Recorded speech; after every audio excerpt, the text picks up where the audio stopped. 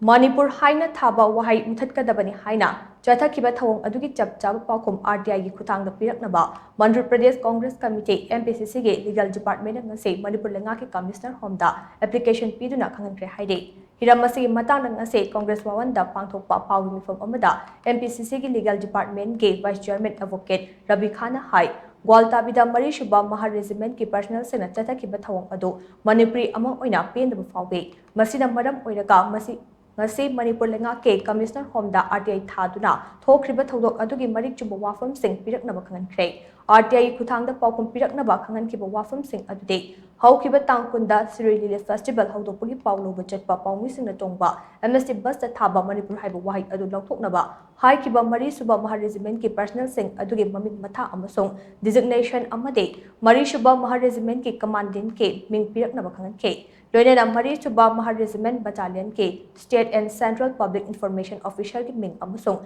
designation Pibinaba Haike Hariba information sing ase Commissioner Home ki Office da Laitragana RTI Act 2005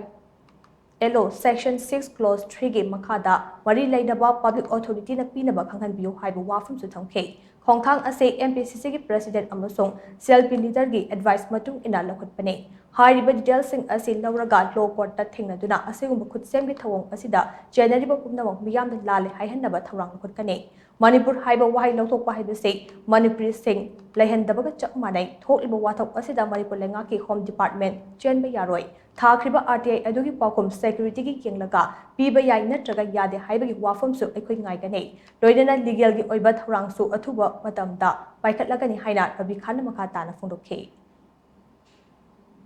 State ki home commissioner home da ikoi ngasi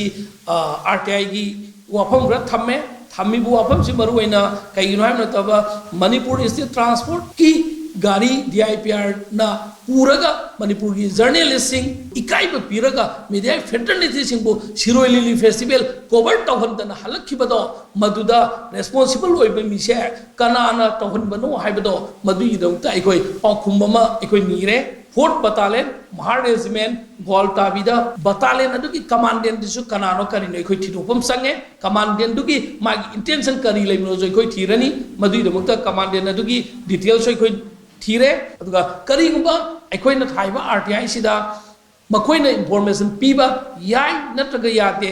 aduga security reason da piba yai natra yade, makoi na pirakpa Paokhum duso ikoi athubada ngai gani aduga loinana अखोगी legal चथब याब proceeding अथुब मतलब अखोई चथरनी है वाफम से अखोई थमजरी